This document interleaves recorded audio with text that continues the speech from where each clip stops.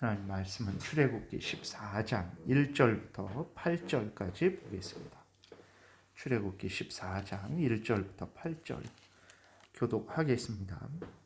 여호와께서 모세에게 말씀하여 이르시되 이스라엘 자손에게 명령하여 돌이켜 바다와 믹돌 사이에 비하히롯 앞 곧 바알스본 맞은편 바닷가에 장막을 치게 하라.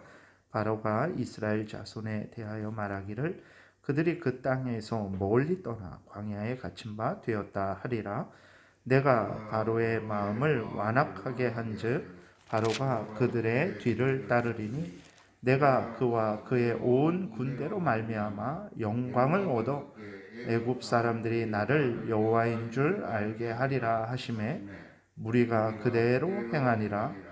그 백성이 도망한 사실이 애굽 왕에게 알려짐에 바로와 그의 신하들이 그 백성에 대하여 마음이 변하여 이르되 우리가 어찌 같이 하여 우리를 섬김에서 놓아 보내었는가 하고 바로가 곧 그의 병거를 갖추고 그의 백성을 데리고 갈새 선발된 600대의 애굽의 모든 병거를 동원하니 지휘관들이 다 거느렸더라. 여호와께서 애굽 왕 바로의 마음을 완악하게 하셨으므로 그가 이스라엘 자손의 뒤를 따르니 이스라엘 자손이 담대히 나갔습니다. 아멘. 기도드리겠습니다.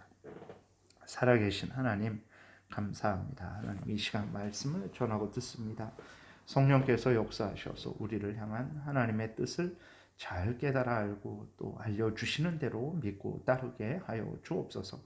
사망의 음침한 골짜기 같은 우리의 인생길이지만 하나님이 인도하시고 또 지켜주시고 또 보호하시고 위로하시는 큰 은혜 가운데 천국을 향해 나아갈 줄 믿습니다. 이 시간도 온전히 주장하시기를 바라고 예수 그리스도의 이름으로 기도드렸습니다. 아멘. 오늘 그 2절에 보게 되면 하나님께서 이스라엘 백성들에게 또 구체적으로 명령을 하시는데 가던 길에서 돌이키라라고 말씀을 하십니다. 돌이켜서 이제 그 홍해 바닷가에 진을 치라라고 이렇게 하나님이 명령을 하세요. 이러한 명령은 그러니까 상식적으로는 이해할 수 없는 명령입니다. 왜 그러냐면 혹시라도 이 사람들은 이제 바로가 쫓아오리라라는 생각은 아직 잘 못했을 거예요. 왜 그러냐면 10번째 재앙으로 바로 왕의 아들 장자로부터 정말 그 맷돌 뒤에 앉은 여종의 장자까지 모든 애굽의 그러한 백성들의 장자가 한순간에 다 하나님의 그 치심을 통해서 다 모두 죽었기 때문에 그 두려움을 가지고 있으니까 설마 그 바로가 쫓아올까라는 그러한 참 생각을 했겠죠.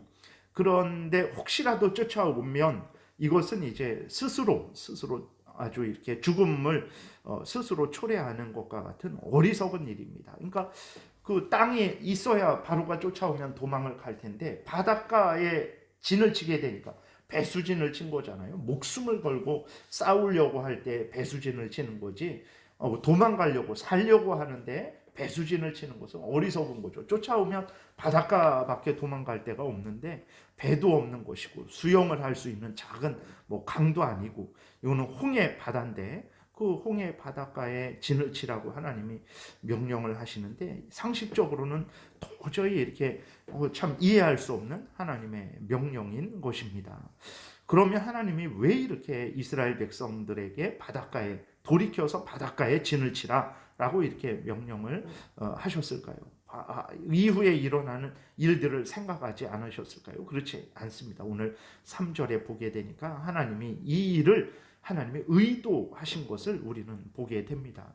하나님은 이 일을 통해서 바로 왕과 그 군대를 홍해에 멸하시고 하나님의 영광을 드러내시기 원하셨던 거예요. 그래서 3절, 4절에 보게 되니까 이렇게 말씀하세요. 바로가 이스라엘 자손에 대하여 말하기를 그들이 그 땅에서 멀리 떠나 광야에 갇힌 바 되었다 하리라.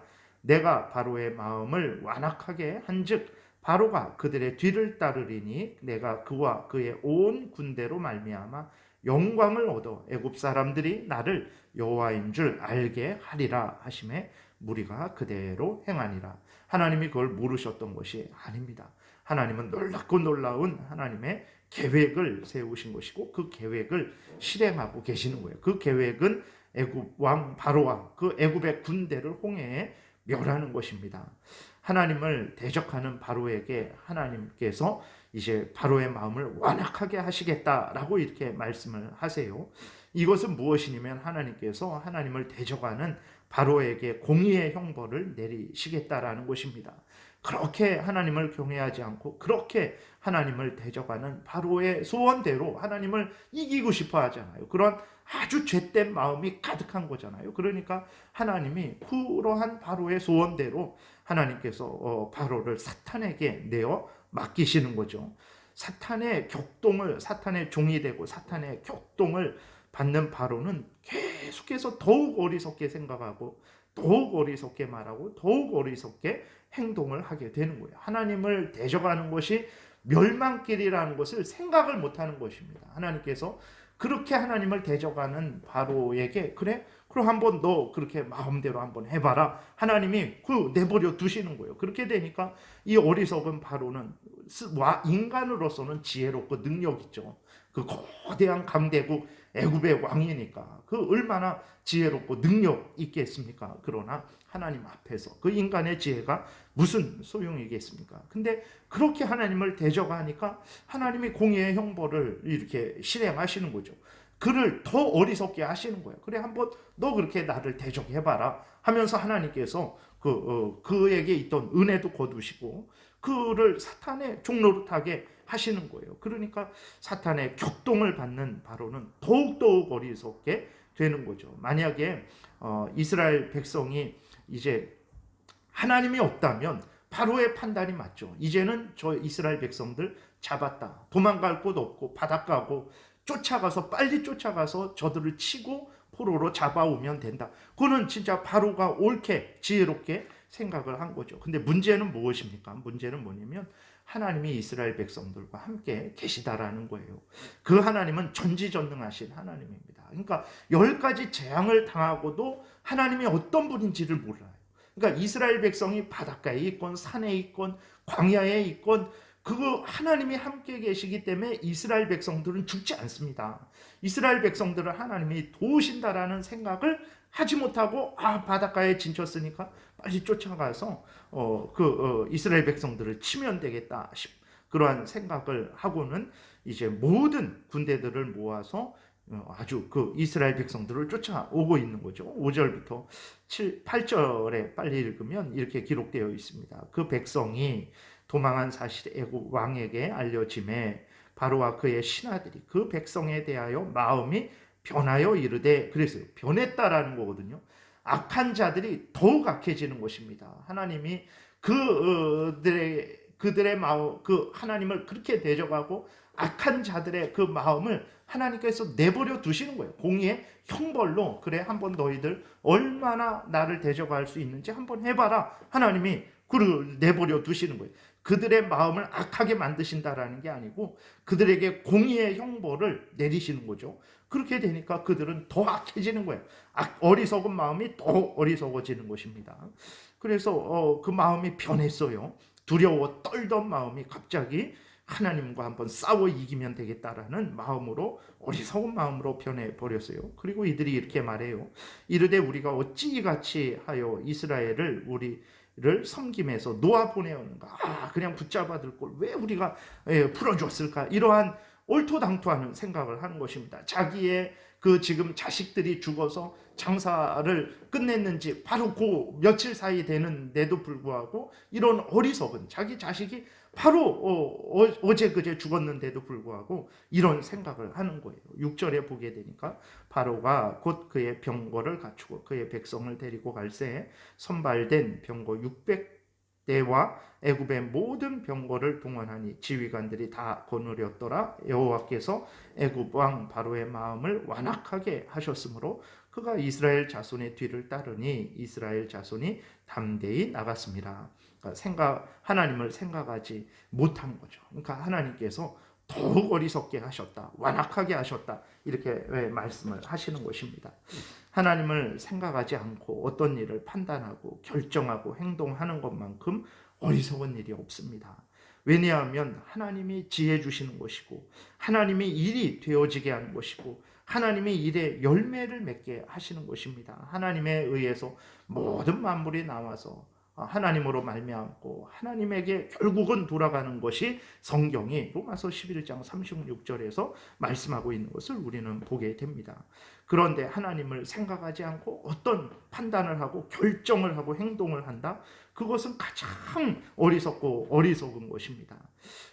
그런데 우리가 그렇게 생각을 할 수 있어요. 그러나 우리들의 현실과 역사를 보게 되면 불신자들의 계획이 성공하고 큰 성과를 내는 경우가 한두 번이 아닙니다. 인류의 역사를 보게 되면 불신자들의 그 대부분의, 이스라엘만 빼고 예수님 오실 때까지 온 세상이 다 불신자들의 역사죠. 그리고 그 복음이 증거된 이후로도 여전히 예수 그리스도를 믿는 사람이 많아졌지만 그래도 예수 그리스도를 믿는 사람은 소수입니다. 대부분은 불신자들이란 말이에요. 그리고 그 불신자들이지만 그들의 어떤 계획과 또 그들이 계획한 것이 성공하는 것을 우리는 실제적으로 역사적으로도 많이 이렇게 보게 됩니다. 그것은 도대체 어떤 것입니까? 오늘 본문에서도 목사님 뭐 이렇게 하나님을 의지하고 하나님을 경외하고 하나님을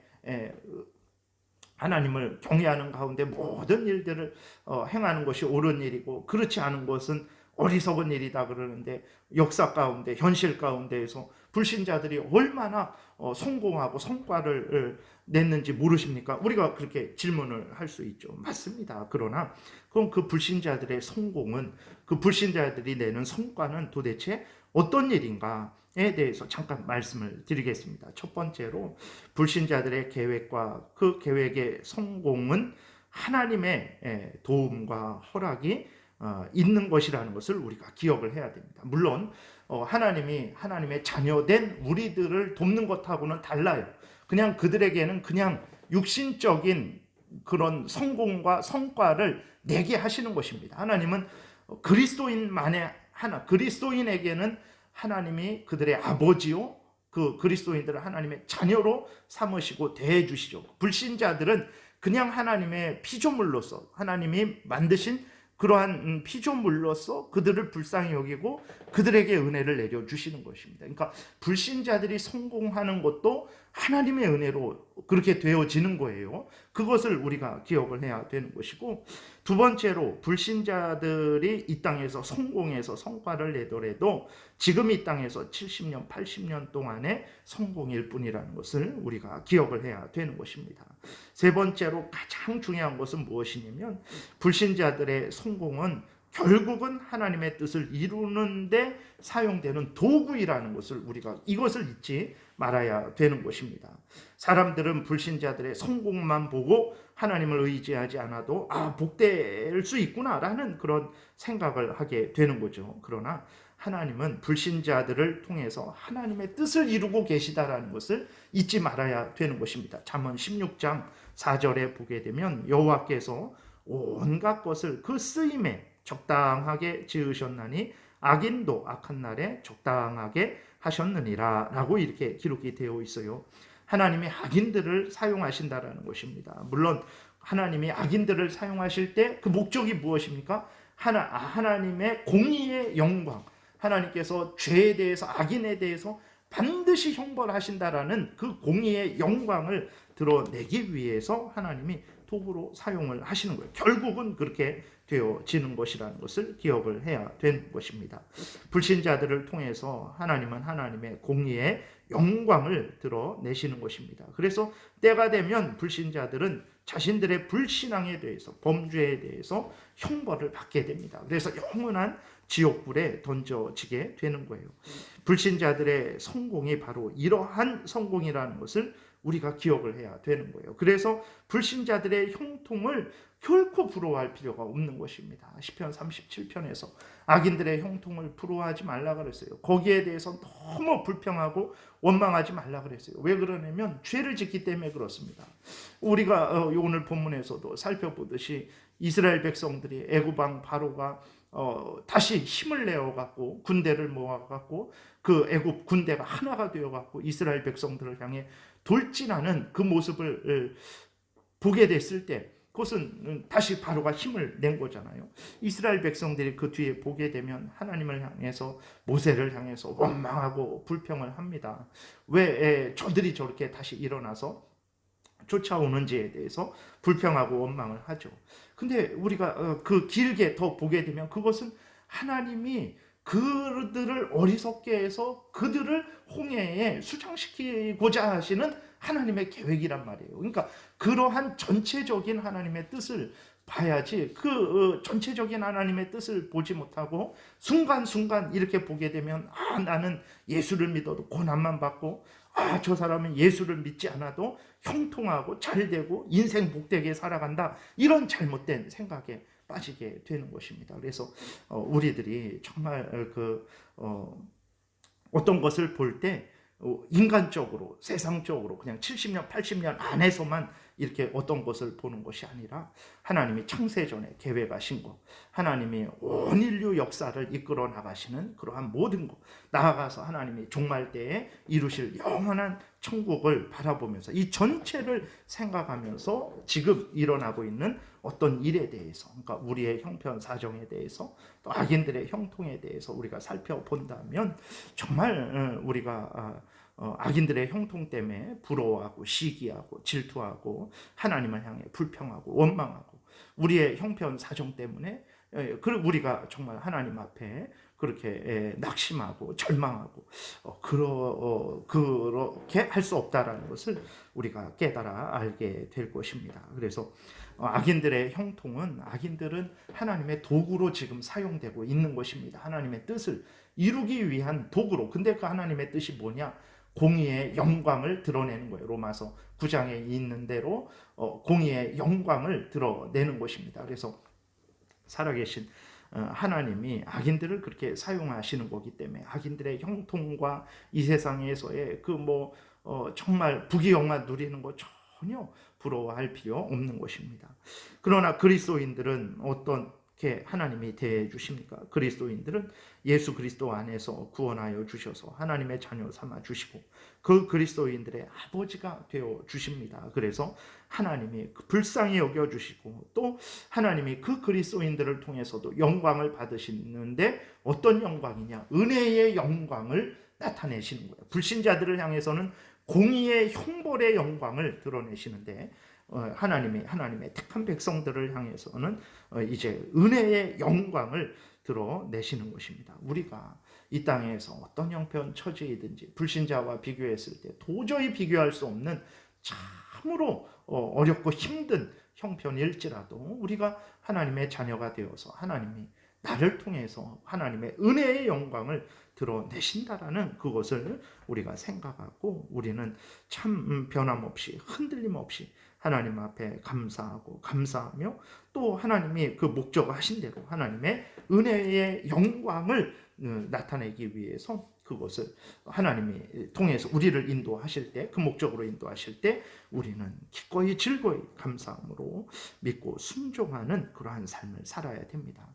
공의의 영광, 결국은 심판받아서 영원한 지옥불에 던져지는 그 인생과 아무리 이 땅에서 힘들고 어려울지라도 지금도 하나님이 도우시고 또 때가 되면 예수 그리스도께서 오셔서 우리를 영원한 천국으로 인도하여 주시는 그러한 은혜 가운데 있는 인생과 어찌 그것을 비교할 수 있겠습니까? 어느 인생이 더 복된 것입니까? 이 땅에서는 힘들고 어려움을 당하지만 그러나 잠시 잠깐이면 지금도 하나님이 동행해 주시고 때가 되면 예수 그리스도께서 오셔서 우리를 영원한 천국으로 인도하여 주실 그 인생이야말로 가장 복된 것이라는 것을 우리가 기억을 해야 되는 것입니다. 하나님이 이스라엘 백성들을 애굽에서 인도하여 내셨을 때 홍해에 멸망시키려고 인도내신 것이 아니라 가나안 땅으로 들여 보내시려고 인도하신 거예요. 근데 애굽 백성들, 애굽 왕과 바로가 그 이스라엘 백성들을 쫓아오게 하셨는데 그 목적은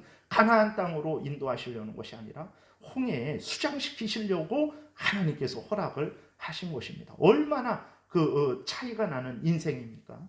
우리가 다시 한번 하나님 앞에 은혜의 참 영광을 드러내는 도구로 이렇게 사용되고 있다라는 것을 기억하고 기뻐하고 감사하고 즐거워하고 하나님께 영광을 돌리고 하나님의 선하신 말씀을 따라서 어떤 형편 처지이든지 흔들리지 않고 변함없이 하나님을 섬기는 우리들이 되어야 되겠습니다.